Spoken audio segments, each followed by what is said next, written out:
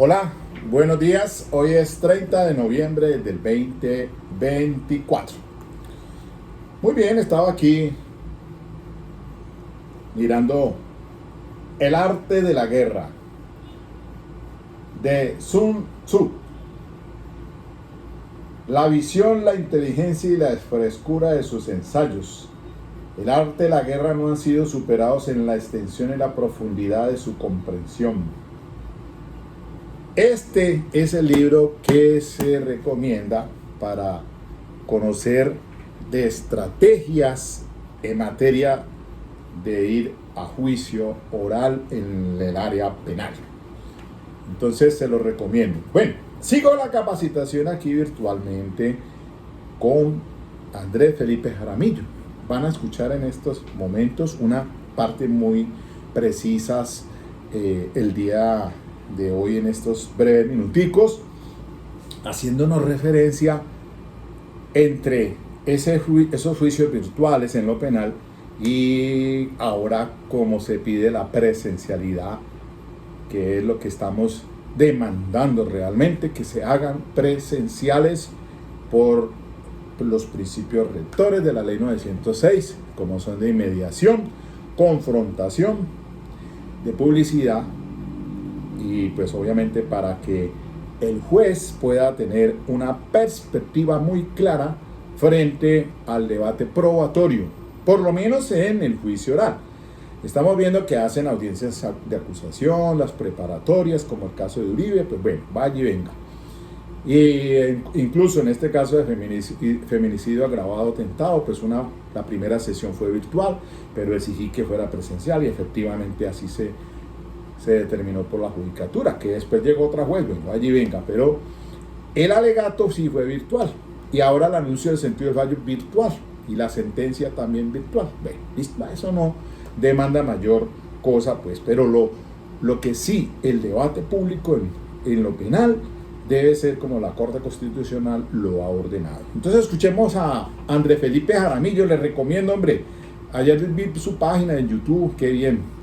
Bueno, tiene un bufete de abogados genial, el tipo es chévere, extraordinariamente bien, muy pilo y conoce la dinámica y de hecho le he aprendido.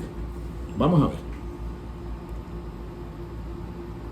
De lo que en efecto sería un juicio oral virtual a uno presencial, pero que les garantizo, que les prometo, les voy a enviar en un drive, aunque también se los puedo mandar en físico, sino que cargar es relativamente complejo, y justamente eso era lo que me estaba pasando a mí, y no veía por dónde tratar de que nos saliera el audio, pero les voy a mandar estas audiencias porque me parecen un ejercicio interesante. Pero, grosso modo, ¿qué puedo explicar? Lo que pasa es que la fluidez o la velocidad con que se pueda traer a colación, o más bien, con que se pueda vertir un interrogatorio, no lo es lo mismo como si lo fuera de manera presencial en una sala de audiencias. Y una cuestión muy característica de los interrogatorios cruzados es el dominio al testigo, que es un aspecto relevante de la esencia, el manejo del testimonio. Miren, ahí tengo unas audiencias donde a mí me cuesta dificultad poder encauzar y mantener.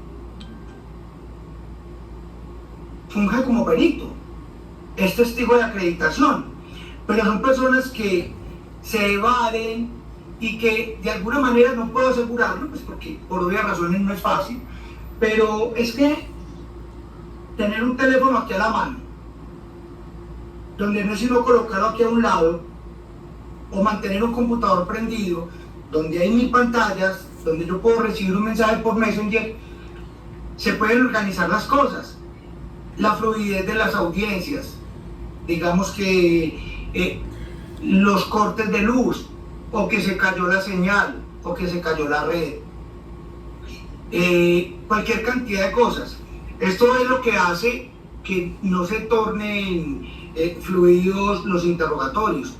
Hay mucho defensor de los interrogatorios, a los que estamos en el, digamos que en el Colegio Colombiano de Abogados Penalistas de Colombia, el profesor Bernatti fundó este colegio con penalistas muy prestigiosos, gente de toda mi admiración, Santiago pero al menos pues no sé, en ese grupo yo creo que es el común denominador. A la mayoría de personas les gusta más pues la virtualidad, pero pienso y creo con un sumo respeto, y de pronto en otro curso de estos había solicitado que hiciéramos un debate real, trayendo a colación los pros y los contra de los juicios virtuales versus los juicios presenciales, y me parece que sería muy enriquecedor y muy interesante pues que se traigan estos temas, pero da mucha dificultad, y debo decir que es más difícil interrogar que contrainterrogar, porque el dominio y el manejo del testigo no es fácil. Es difícil contrainterrogar, a no dudarlo, es más difícil interrogar, porque el testigo es lo más parecido, digamos que a una cabrita, una cabra que tú tienes que encauzar, que tienes que dominar, que tú tienes que enlazar, saber cuándo apretar, saber cuándo soltar, y es muy complejo. Eso trae sus dificultades, pero más complicado es quien llega a improvisar a un juicio, porque a no dudarlo, y ocurre mucho, digamos que en estas falencias incurren mucho quizás los abogados civilistas, y es de pronto hay una mala práctica que no es propia del sistema anglosajón, y la traen a colación entre grandes expositores, Óscar Fernández León, pero realmente no se acuña esta mala práctica a él. Esta es una frase de Gaspar, ya le voy a dar el nombre. Él dice que el litigante no puede ir de pesca. ¿Qué es ir de pesca? Llegar a improvisar con base en preguntas que yo definitivamente no tengo claras con relación a una respuesta de antemano que yo vaya a recibir. Entonces, más de uno se preguntará acá, y con atino y acierto me han hecho preguntas. Hombre, dentro de lo natural o lo propio es que pues, el litigante, y con mayor razón quien lleva a sus testigos de cargos, saber de manera anticipada sus respuestas, qué esperamos de ellos, cuáles son los temas que se van a abordar. Entonces, ¿qué pasa en aquellos eventos en los que no hay un documento que lo anteceda, o que sea anterior, o como no contar con la base de opinión pericial de un testigo o de un perito? Siempre tendrá que haber una entrevista o un documento anterior. En los casos en los que no lo haya, ¿qué vamos a hacer? ¿Será que nos vamos a rasgar las vestiduras? ¿Nos vamos a echar a la pena?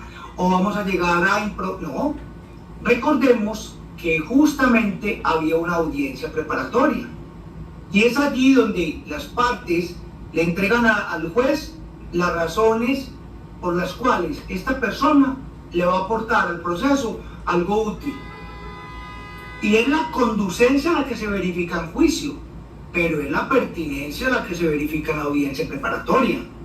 O sea que con base en la pertinencia yo me puedo anticipar y de antemano alegar una objeción, que hay un listado inmenso, un listado que de pronto también les voy a compartir con el doctor Giovanni Vos. Estoy un hombre hecho de promesas, pero me comprometo que les voy a enviar ese material porque me parece bastante importante, con otros libritos que tengo también de objeciones, que pueden ser un material complementario muy importante para que lo tengan en su biblioteca y puedan complementar estos estudios.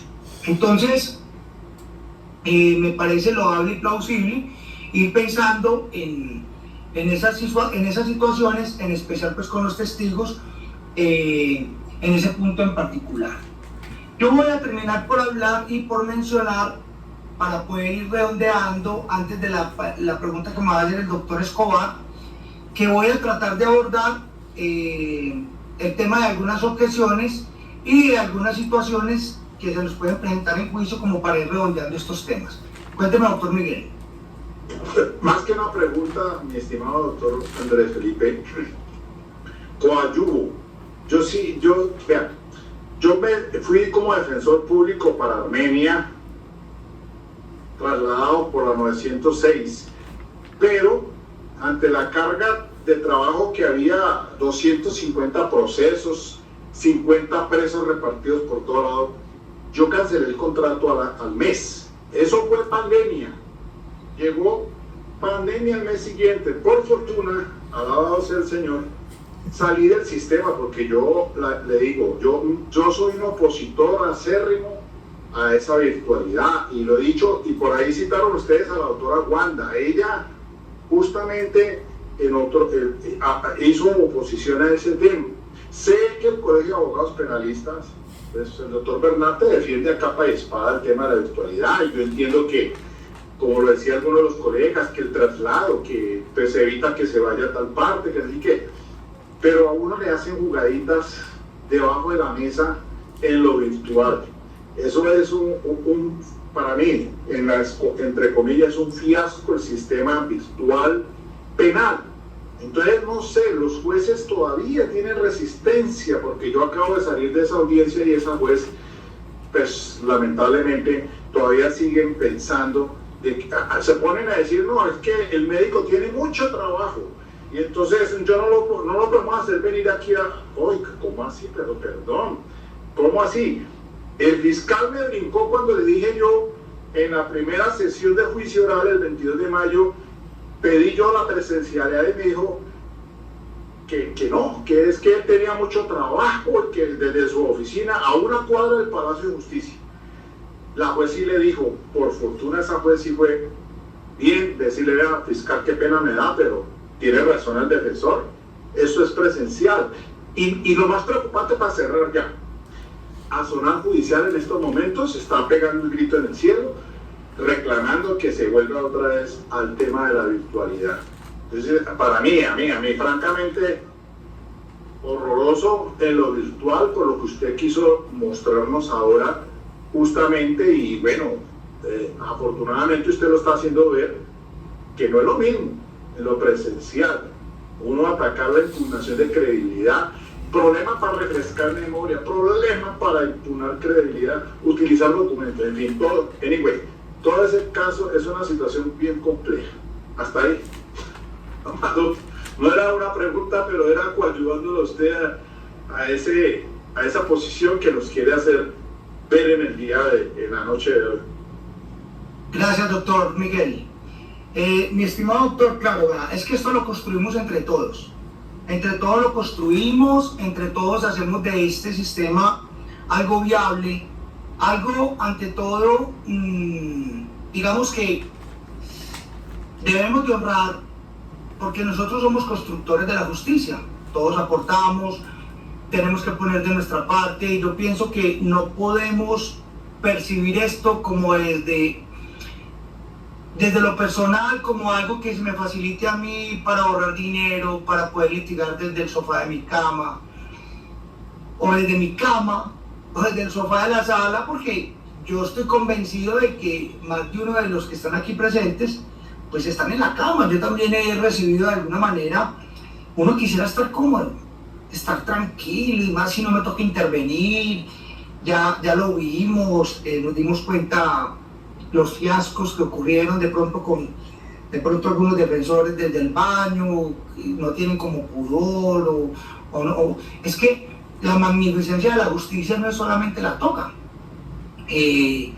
Yo pienso que la magnificencia de la justicia está en honrarla,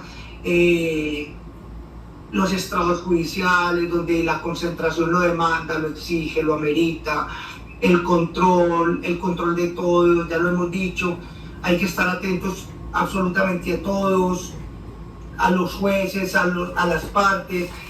Hombre, yo me digo, antes de darle la palabra al doctor Jonathan, ¿cómo funcionaba entonces, antes del 2020, el sistema judicial? ¿Cómo si podíamos? ¿Cómo si llevaban los detenidos a las salas de audiencias? Funcionaba todo muy normal. Hombre, que se hacen más las audiencias virtuales, yo pienso que no, porque el testigo no está. el testigo está en el baño, está en un bus, el otro está en una alcoba, el otro está en la sala de su casa. Eso es un desastre. ¿Quién padece esas ignominias? El que está privado de la libertad. ¿Cómo dirán? Pero ¿cómo puede ser posible que el juez esté al frente en la sala de su casa? Mi abogado, a quien lo quiero tener al lado, está por allá en una finca. El fiscal está en el parque de un pueblo y el testigo está declarando desde el monte. Vuélvanse serios. ¿Dónde está mi suerte? ¿Dónde está la responsabilidad que todos tienen que poner cuidado a mi situación? Entonces, son muchas cosas, pero esto va a ser objeto de otro debate, de otra, digamos que no un seminario, pero sí sería buena una charla para hablar de todo este tipo de cosas y para entre todos ir construyendo algo bien interesante. Doctor Jonathan Aguiar, ibas a hacer una pregunta. Bueno, Jonathan ahí, pues él defiende el sistema. Listo, las opiniones están divididas, ¿no? Escuchemos a Jonathan. Dejémoslo, su intervención.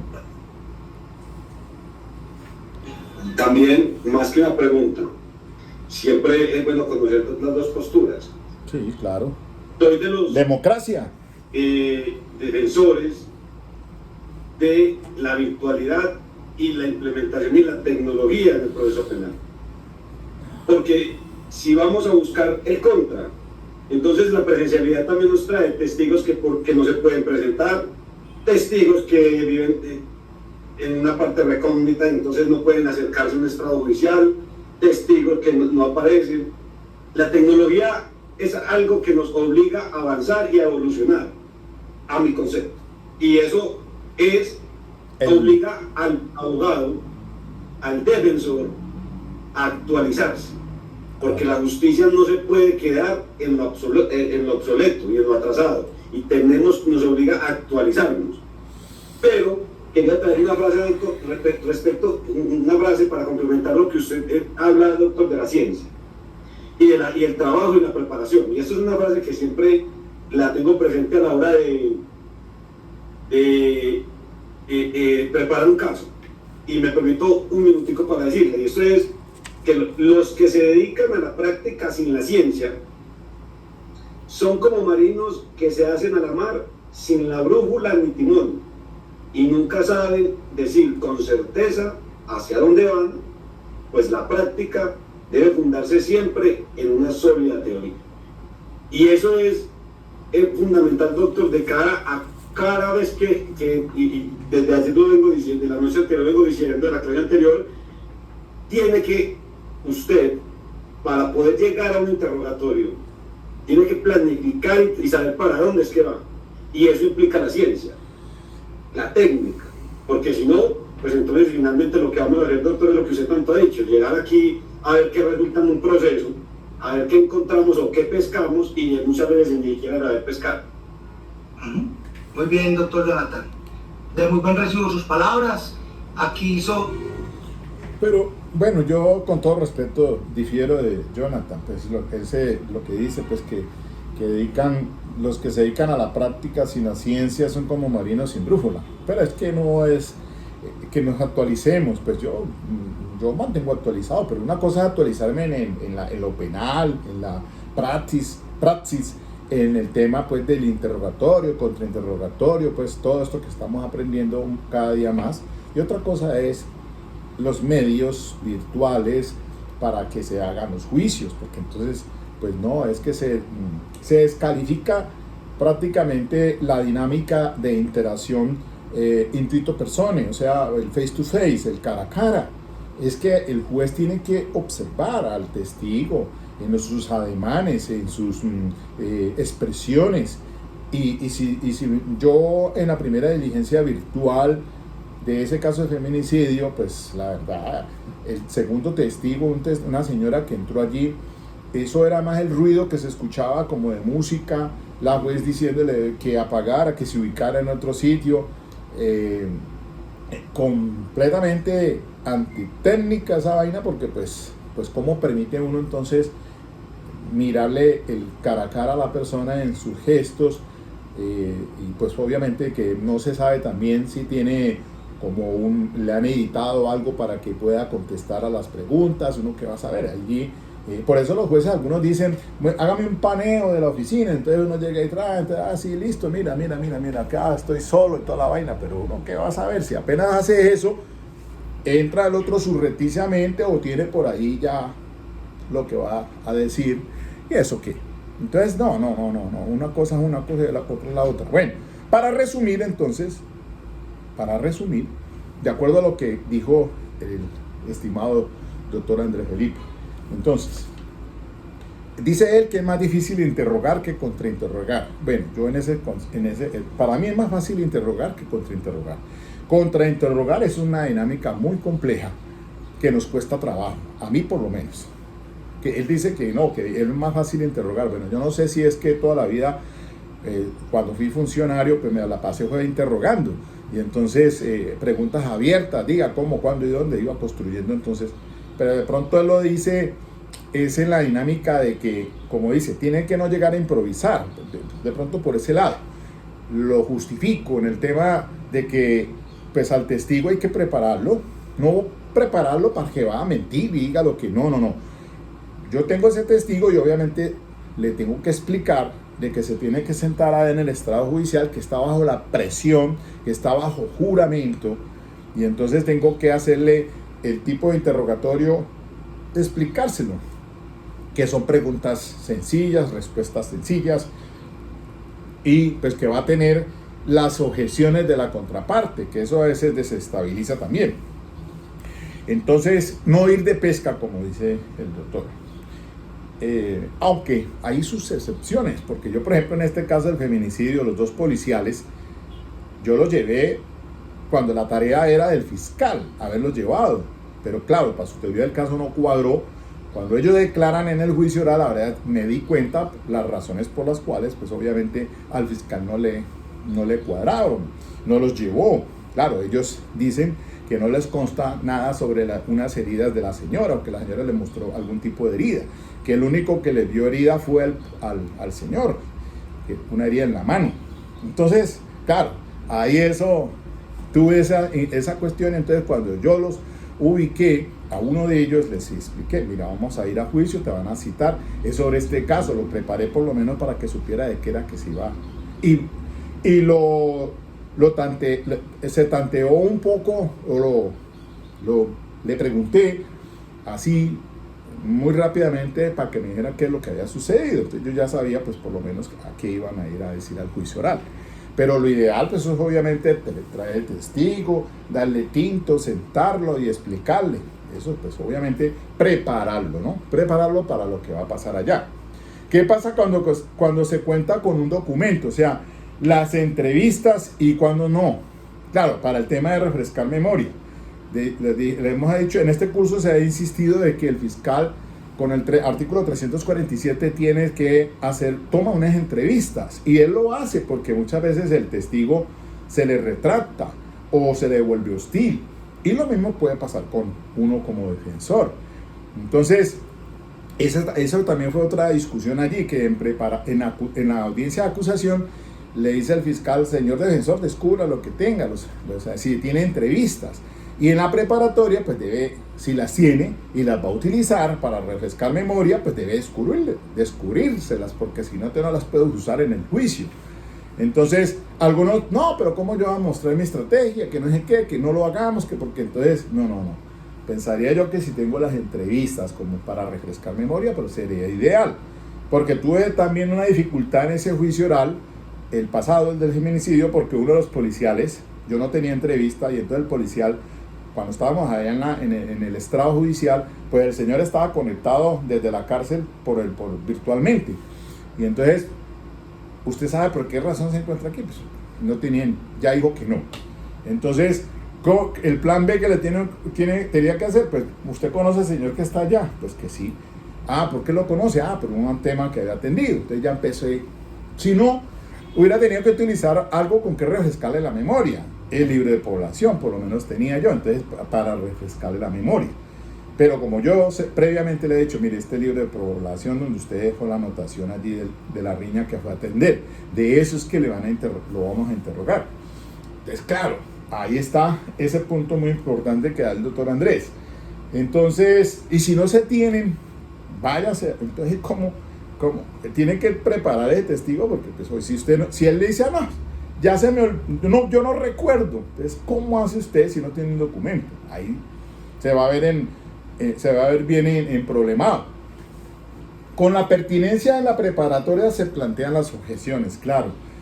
Cuando el juez le decreta a usted ese testigo, ¿para qué y por qué es que va a ir a juicio oral? Entonces ya las objeciones tienen que hacerse respecto a él, ¿no? Objeción, eso no fue lo que se decretó en el juicio, en la preparatoria, entonces por lo tanto ubiquémonos que el tema de prueba es tal, no se me vaya por las ramas. Bueno, eso suele pasar allí. Aquí les dejo entonces en este tema pues muy puntual.